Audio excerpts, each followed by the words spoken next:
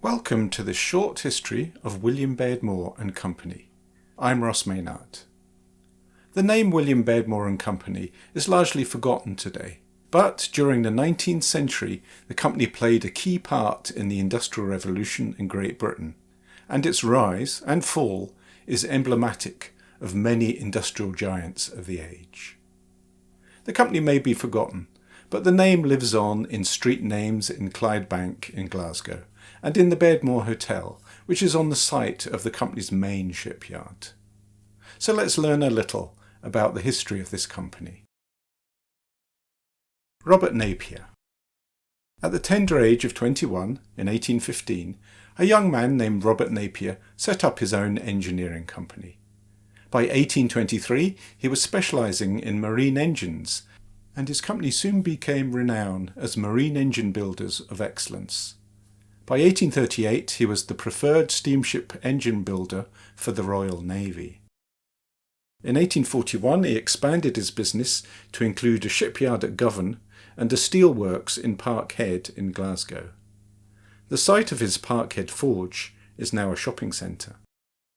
The company of Robert Napier and Sons built the first 3 iron-hulled ships in the Royal Navy in 1844 and 1845. And between 1840 and 1855 the company supplied engines for the entire Cunard line. Robert Napier retired from the business in 1852, and the company was run by Robert's brother and son. However, financial difficulties arose in 1859 when the company overstretched itself in the building of a Royal Navy warship. The company struggled on, but was forced to sell its Govan shipyard and the Parkhead forge in 1871. Who bought those assets? None other than William Beardmore. On the death of Robert Napier in 1876, the remainder of his company was sold, but continued in shipbuilding. William Beardmore and Company bought that final part of the company in 1900. So as Robert Napier and Sons declined, William Beardmore and Company rose to the fore. The origins of William Beardmore and Company. William Beardmore Sr. was the general manager of a shipping company in London. When Robert Napier's company got into financial difficulties, building the warship HMS Black Prince, William Beardmore Sr. was called in to advise. In 1861 he moved to Glasgow to become involved in the business at Parkhead Forge.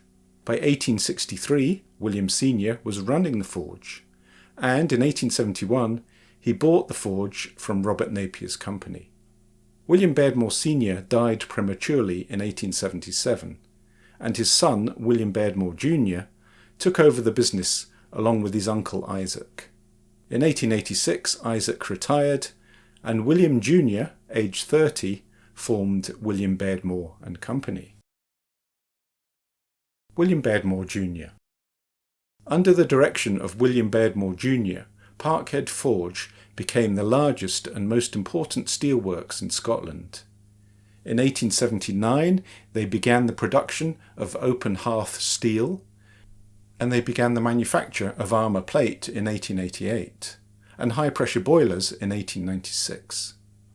The company prospered at the forefront of engineering in steel, and they owned mines across central Scotland that provided the coal and iron ore for the forge, controlling their costs. The expansion of William Beardmore and Company. Success brought a desire to expand. In 1895, the company installed the largest hydraulic press in the world at the Parkhead site and began the manufacture of nickel-chrome armour plating for battleships, the only producer in Scotland. The site also produced naval guns and other heavy forgings. In 1900, William Beardmore and Company bought the shipyard in Govan that had previously been Robert Napier's. They also began the construction of another shipyard at Dalmuir in Clydebank, where the Beardmore Hotel and Golden Jubilee Hospital are located today.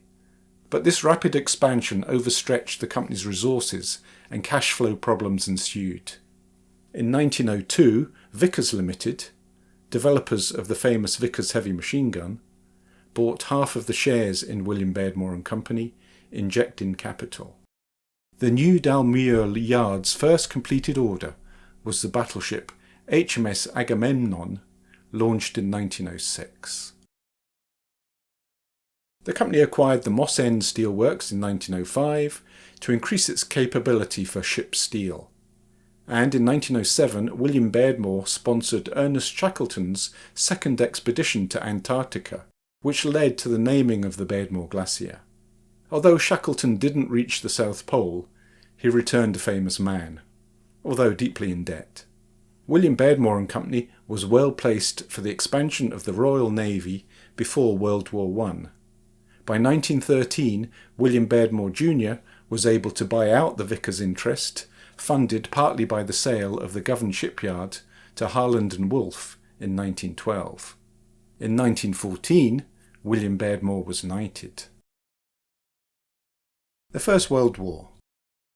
The First World War took William Beardmore and Company to the height of its success, with 20,000 people employed at Parkhead, 13,000 at Dalmuir, and another 7,000 people at other sites. During this time, the company expanded into sites near Paisley and Coatbridge, where they manufactured munitions. The women who handled the TNT were called canaries, as it turned their skin yellow. I think I'm glad I live in a more health and safety conscious age. Between 1906 and 1919, William Beardmore and Company constructed 73 warships, including 4 battleships, 7 cruisers, 21 destroyers, and 13 submarines. In 1917, HMS Argus was completed at Dalmuir. This was the first aircraft carrier in the world with a full-length flight deck. Aviation. In 1913, William Beardmore and Company established an aircraft factory at Dalmuir, building the Sopwith Pup and producing around 100 shipborne versions of that aircraft during the war and around 400 other aircraft. During the First World War, the company also produced aero engines, field artillery, and a light machine gun. Airships. In 1916, the company secured a government contract to build airships and constructed 4 airships at a site called Inchinin Airship Constructional Station, near where Glasgow Airport is today. One of these airships, the R-34, completed the first east-to-west crossing of the Atlantic in 1919. The other airships were less successful. R-27 was destroyed in a fire in 1918, R-32 was decommissioned in 1920, R-34 crashed in 1919 and was scrapped, and R-36 flew a few test flights and was scrapped in 1926 with less than 100 hours of flying time. The end of the First World War. It's ironic to say that the ending of the mass killing of the First World War ended the good times for William Beardmore and Company, and many other businesses. Orders for warships dried up and armaments contracts ended. The British government lost interest in airships. But Sir William Beardmore, who was made a lord in 1921, remained optimistic.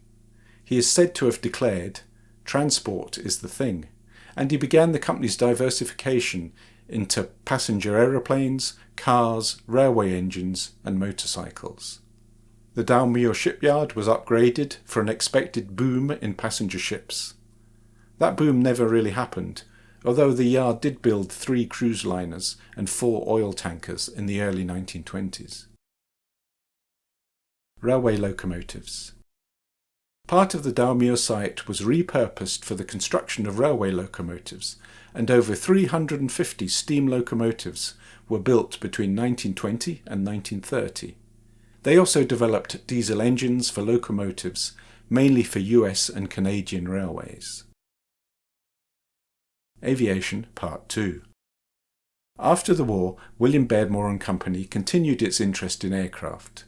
Although it closed its Inchinin Airship Constructional Station in 1922, it designed and built aircraft and aero engines at its Dalmuir site until 1928. However, their aircraft were not very successful, and production ended in 1928. Motor vehicles, Beardmore Motors Limited. In 1919, the company launched a new subsidiary, Beardmore Motors Limited, and, in factories around Glasgow, built cars and taxis. Their first car was produced in 1919, but was unsuccessful, and a redesigned model was marketed in 1923, including a sports version which sold at £750. Using inflation data over the years, that is equivalent to around £58,000 at 2025 prices. The company's production of passenger cars was not successful, but its taxis proved more viable. The company produced its Mark I taxi in Paisley in 1919, with the chassis also used to produce a light van. The Mark II, produced from 1923, was also successful. In fact, Beardmore Motors Limited continued in business even after the failure of its parent company, being bought out with production moved to London and later Birmingham. Beardmore Motors finally closed in 1966. Between 1921 and 1925, William Beardmore and Company produced motorcycles under the brand name Beardmore Precision.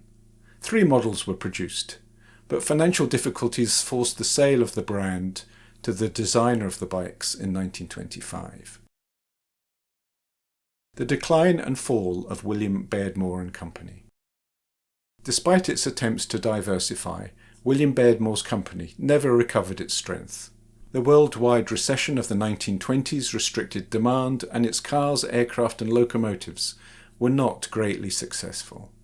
The company incurred significant losses from 1920 and was effectively bankrupt by 1926. In that year, Vickers Limited, who had previously invested in 1902, acquired a majority stake in William Beardmore and Company, but they subsequently withdrew their offer of investment. Sir William himself was removed from the company's board in 1928, and its businesses were closed down or sold off. Sir William Beardmore himself died in 1936 at the age of 79. The Dalmuir shipyard, once one of the jewels in the crown of William Beardmore and Company, was closed in 1930. The site was used by various businesses, and in the 1990s the Beardmore Hotel and Golden Jubilee Hospital were built on the site. As we've seen, Beardmore Motors continued manufacturing taxis, with production moved to England. Parkhead Forge, where it all began, continued. It was bought out of liquidation in 1934 by Sir James Lithgow, who owned shipbuilding and steelmaking businesses. The business continued with different owners until closure in 1983. Parkhead Forge Shopping Centre opened on the site in 1988. And so the story of William Beardmore and Company comes to an end. Scotland's most advanced steelmakers of the 19th century profited hugely from the First World War, but was crushed by the global depression that followed. This story is not unusual. Many other companies followed a similar trajectory. In fact, Vickers Limited, who bailed out William Beardmore in 1902 and attempted to again in 1926, themselves got into financial difficulties in 1927 and had to divest many of its businesses, with the heavy engineering arm merging with Armstrong Whitworth.